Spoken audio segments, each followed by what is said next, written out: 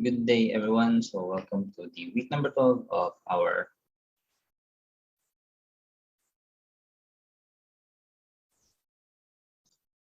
Fundamentals of Mixed Signals and Sensor course.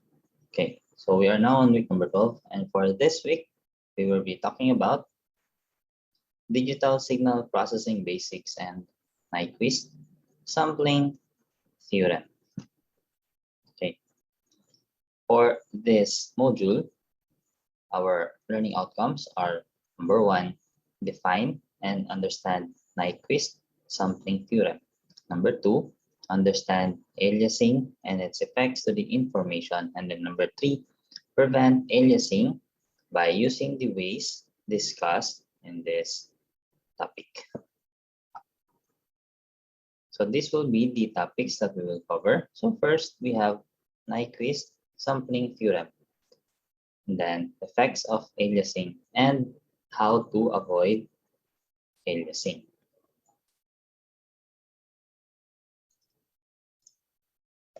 Okay, so first we will be discussing Nyquist sampling theorem. Okay, so the Nyquist sampling theorem provides a prescription for the normal sampling interval required to avoid aliasing.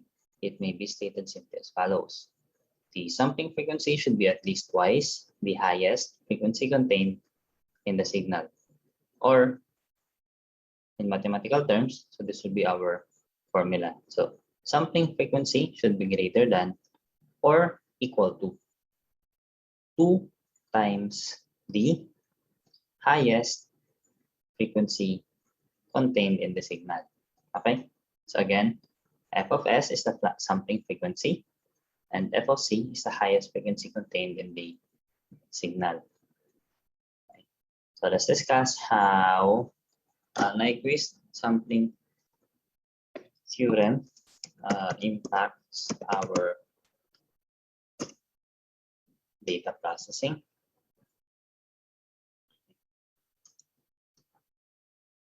So let's have this one for example.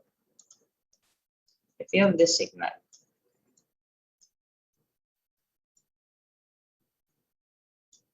so if you have this signal, right, with a certain frequency,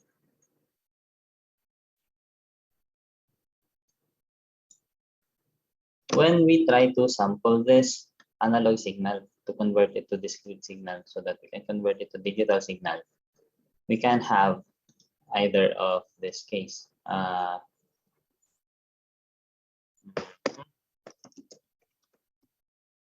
Undersampling or over sampling, or another one in between, which is the just right quantity.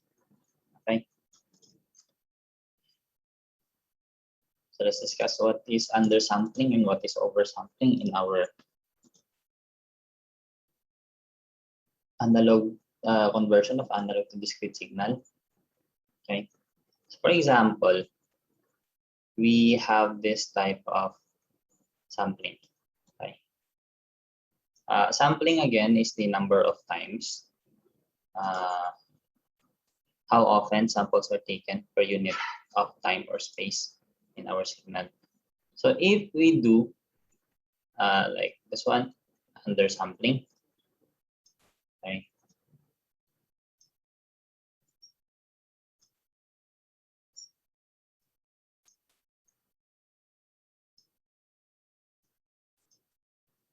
Undersampling means we've divided the signal in very very small number of samples, such that when we convert the signal to digital form and then we convert it back to analog, it will not resemble the signal to its original form anymore. Okay, like this one for example.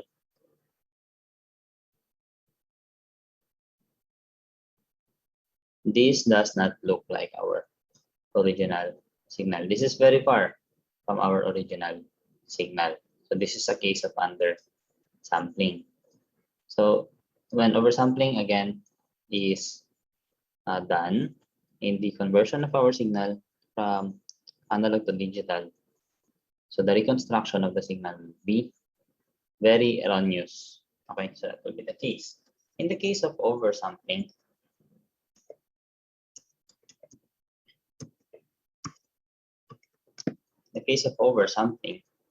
okay, if let's say we've sampled the signal so many times,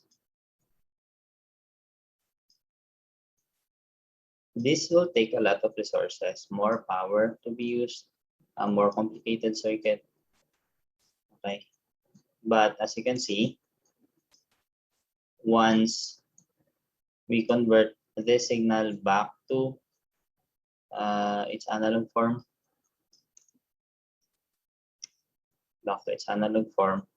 it will resemble closely our original signal. So that's the thing with oversampling. Okay. Ideally, oversampling is good when we convert our digital signal to discrete signal. Okay. So this is when what do you call this one? Our Nyquist sampling theorem comes in. Nyquist sampling theorem.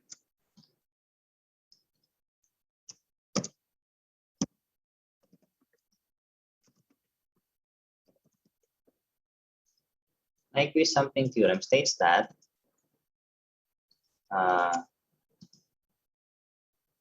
f of s should be greater than or equal to 2 times the maximum frequency of the original signal. Okay. So again, we have 3 cases: undersampling, oversampling, and then another one in between. Oversampling, or rather undersampling, happens when the sampling frequency is less than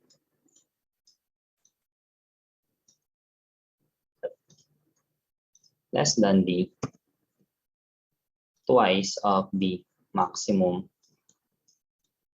frequency. Then we have here somewhere in the middle wherein the sampling frequency is equal to twice of the maximum frequency. The problem with this one, though, is there is still a chance of aliasing that will happen. Okay. So we've been talking about aliasing. What is aliasing? So this is for oversampling. Again, this is for undersampling. This is for oversampling, and this is one in between. The ideal situation in converting digital to, rather converting analog to discrete signal is oversampling. This one is fine, but again, there's still a chance of aliasing. Let's discuss why aliasing happens in sampling of our signal. Okay. Let's have this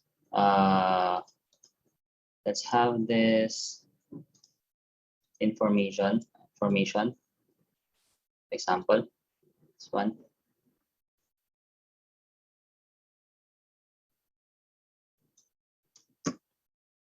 Oh no. Anyway.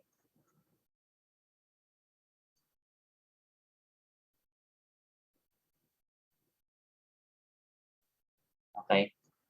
So here we have 2 frequencies. This is one frequency. This one frequency. Then this one is another frequency, right? Okay. So let's assume that this one, and this one is equal to this. When we convert this using Fourier transform, okay, so if we convert this to Fourier transform, again, remember our Fourier transform, we have our signal in time domain converted to frequency domain. Okay, so we will have 2 frequencies, for example. This one, the larger one, and then this one. So we have two frequencies.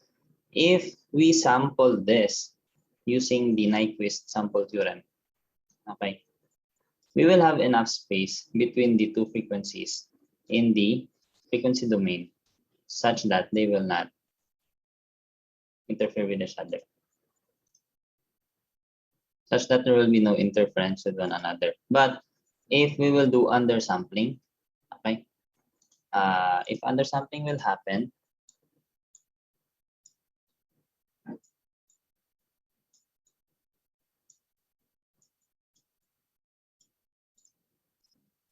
the distance between these two frequencies in the frequency domain will become less and less and less.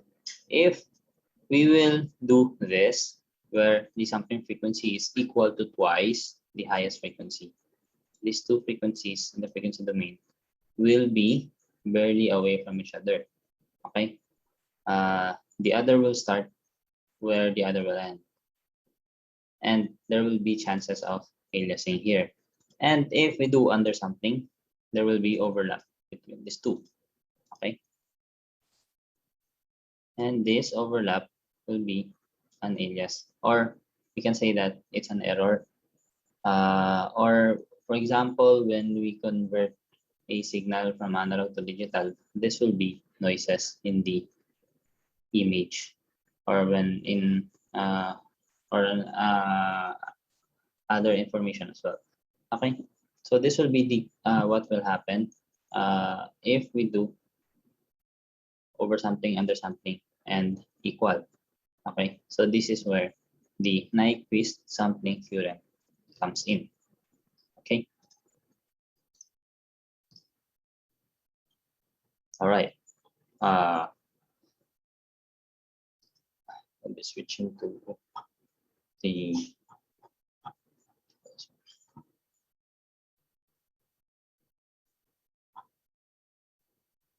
and by the way, before we proceed to okay, so now that we know that undersampling of the source signal is one of the main causes of aliasing. So we will now learn what are the effects of aliasing in our data. Okay, so first, let's start with the wagon wheel effect. So one common situation in which aliasing occurs is in field. This is because continuously varying images are being discretely sampled at a rate of 24 frames per second. I'm sure you've heard of 24 FPS or 30 FPS, 60 FPS in our, what do you call this one? Computer units, okay? But in films, usually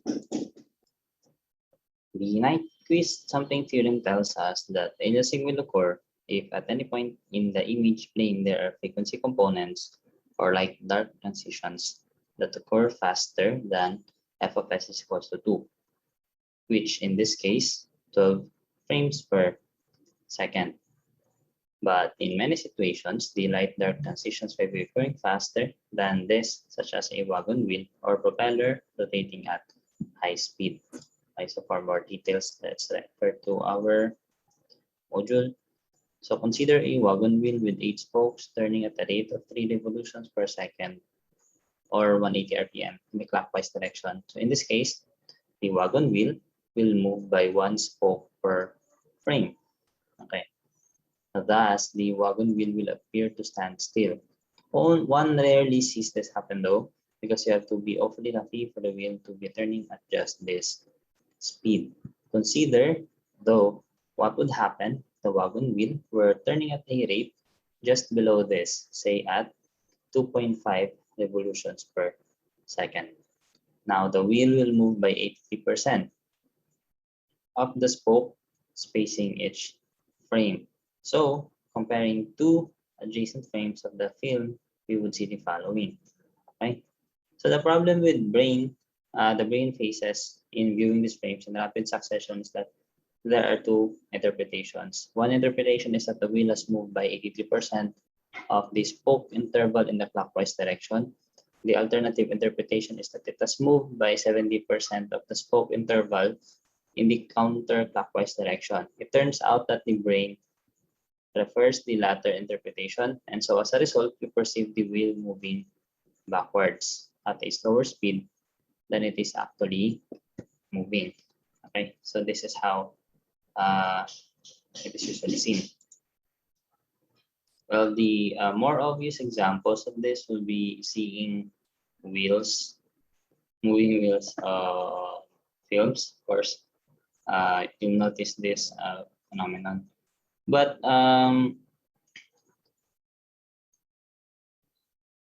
it is also applying to any high speed moving object in the frame.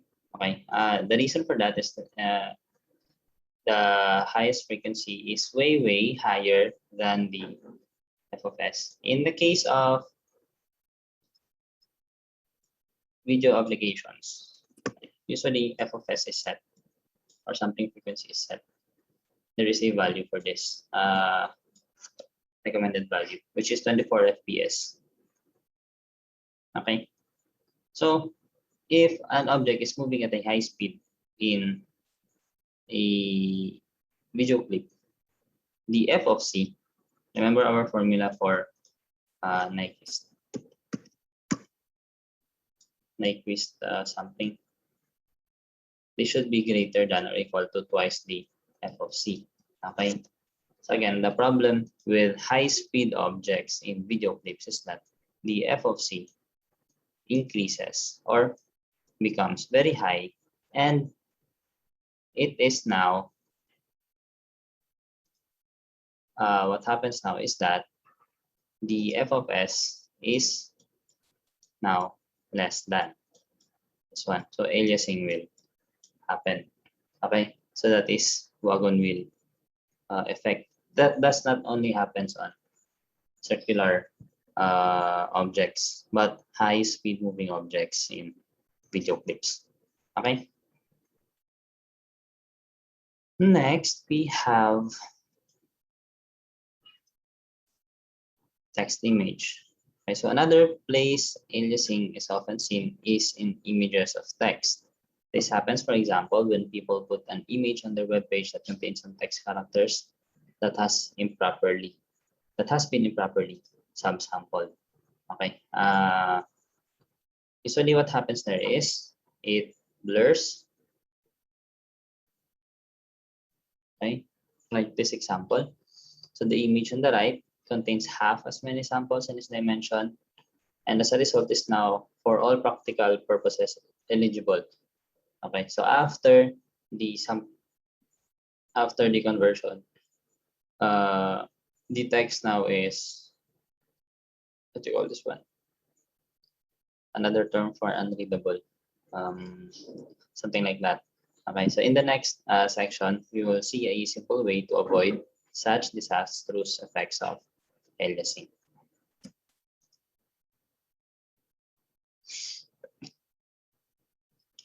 So how to avoid aliasing? So first, in the case of text images, okay. So the simple way to avoid aliasing, of course, is to always have enough samples to capture the spatial or temporal variations in a signal. But there are many situations in which the sample rate will be limited.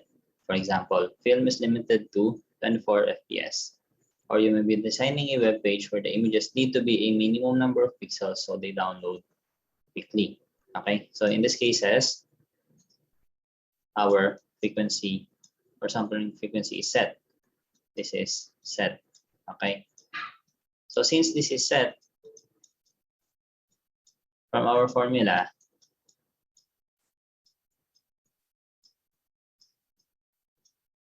we can only edit this one, or rather, we can only manipulate the highest frequency in the signal instead of f of s. Usually, ideally, f of s should adjust to the f of c. But in the case of actual applications, f of s is set to a certain value. So we can only deal with f of c. Okay? So if the sampling rate f of s is fixed, then there is only one other parameter we can play with, and that is the highest frequency contained in the signal, which is f of c, as I've mentioned. This can be done by low-pass filtering, or in layman's terms, smoothing. Okay? Let's explain low-pass filtering again. So if we have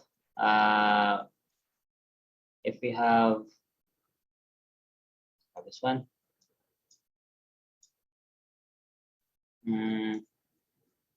so we explained earlier in the earlier topics, like this one. So we have a few components here. We have a low frequency component, and then we have a high frequency component. So in the case of low pass filtering, okay, so the signal will pass through a low pass filter.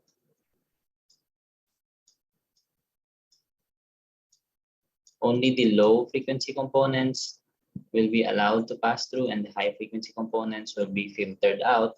So in this case, what will be left is this one. Okay, so the high frequency components will be removed.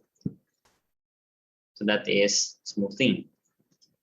The easiest way to smooth a signal is to blur it. In the case of text or images or videos. In film, this is easily done by adjusting the lens so the image is a bit out of focus.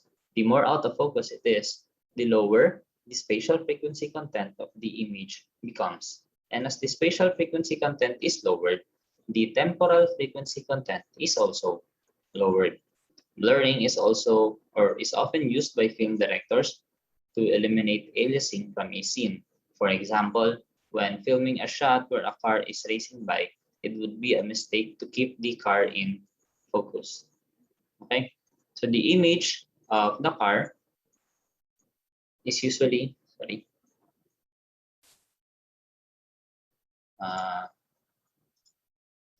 so the image of the car is usually purposely defocused so as to eliminate the jerky appearance of motion, which breaks the illusion of reality in film. Oftentimes, though, directors will not bother to eliminate aliasing in the form of backwards moving wheels, as we've explained from the wheel wagon effect, or they may even prefer to keep it for visual effect. Blurring may be easily accomplished on digital images by filtering or convolving with a mask that averages together the values of several neighboring pixels. Such an operation is usually provided in image manipulation programs such as Photoshop. Okay. So next we have let's go back here. So for the text images, so now that we know how to avoid aliasing, we can form a properly subsampled version of our text image by blurring the image bit before subsampling. Okay. Again, the goal here is, or rather, the f of s here is limited, so we can only deal with f of c. So to lower the f of c, or the center frequency, we blur the image, video, or text to a level that it is still comprehensible. That's the term that I've been trying to say earlier. Comprehensible, we can still read the text, we can still identify the image, but it has now been blurred, thus the f of c is lowered. Since it is lowered, so the f of s now will still be greater than twice the f of c. Okay, so when we sample the image, video, or text and convert it to digital signal, and then convert it back to analog signal, so we have this one. So from the original, after the smoothing or blurring, okay, it is still comprehensible but a bit blurred. Then sampled, converted to digital signal, converted back to analog signal, still a bit blurred but still comprehensible. Okay, so that's the goal of smoothing. Okay, so now note that the subsampled text image is now at least legible yet it has the same number of pixels as the image in the previous example. This technique is also known as anti-aliasing in the computer graphics community. Okay, so now we've learned a new term. So the anti-aliasing in the images function or image editing programs is actually lowering the f of c, so we can adjust to our f of s. Okay.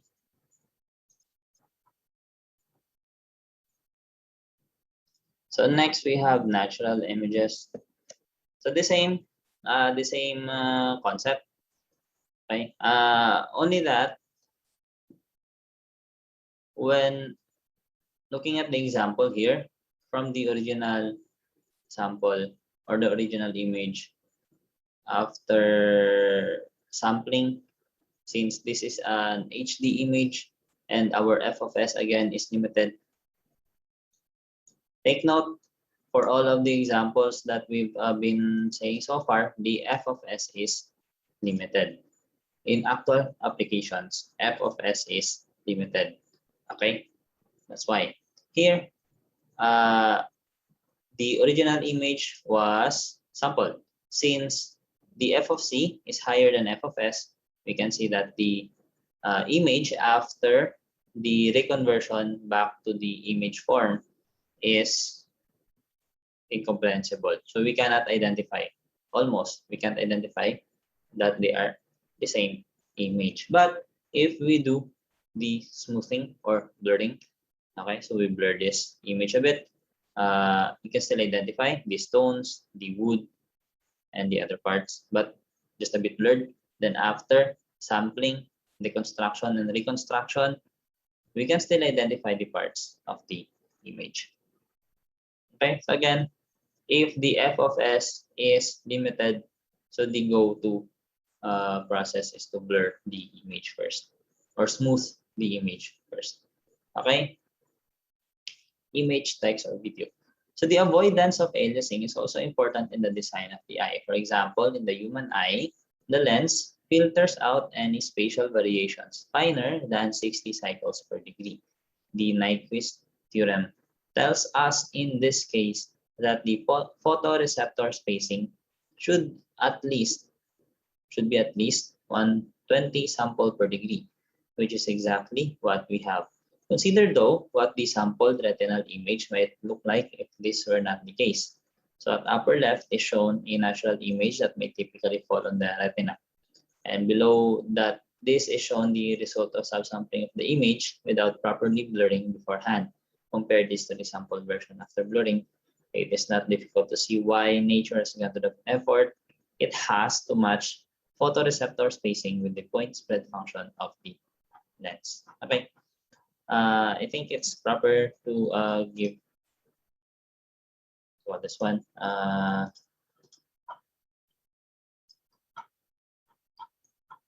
Going back to the Nyquist sampling theorem, let's solve an example, I guess, before we end our discussion. So for example, we are given an image or a message with this formula. Okay.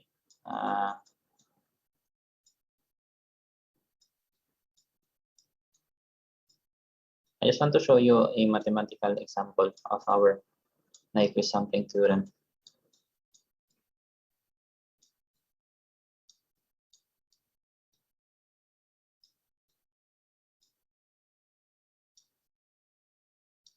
Okay. So we will solve for the Nyquist sample frequency and the Nyquist interval. The Nyquist interval, so I'll explain later. Again, sampling frequency and sampling interval.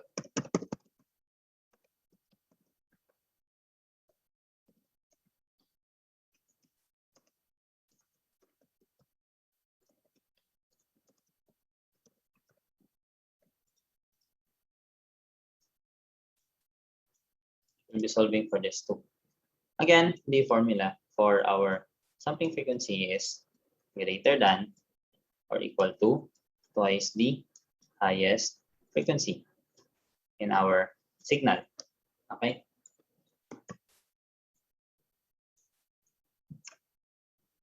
If this is our given signal, so we have two frequencies. Here we have 100 pi and then 200 pi.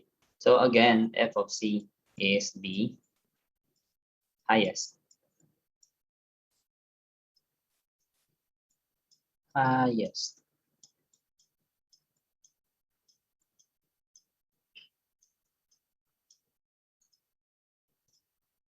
So all out of the two frequency components that we have in our signal, so by visual inspection, the higher frequency is 200 pi. Okay.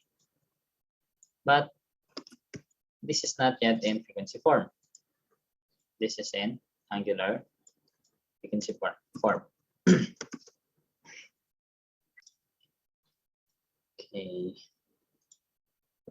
What? Angular frequency. Okay. So 200 pi. So this will be our highest.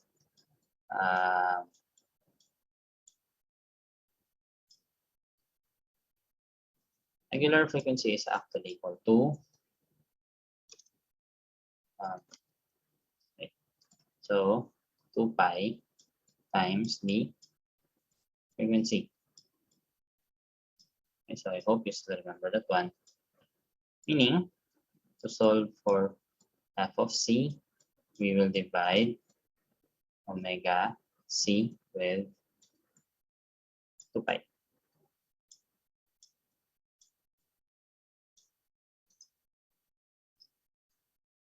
So this will be equal to 200 pi, okay, over 2 pi. So our f of c, this is a f of c, by the way, will be equal to 100 hertz.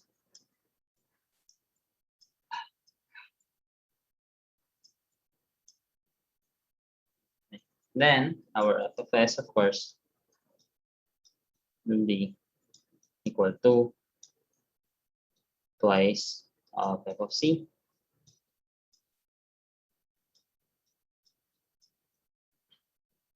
So 2 times 100 hertz.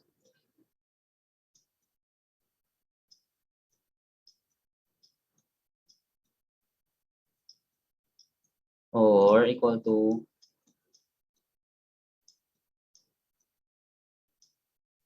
200 hertz. So this will be our sampling frequency.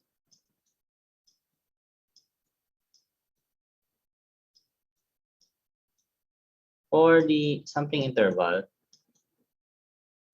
refers to time. Okay, and we know that frequency and time is the inverse of each other. So sampling interval is equal to 1 over the frequency, 1 over 200 hertz. And hertz is per second, so time is second. So this will be equal to, so let's solve using our calculators altogether. 1 over 200 will be equal to,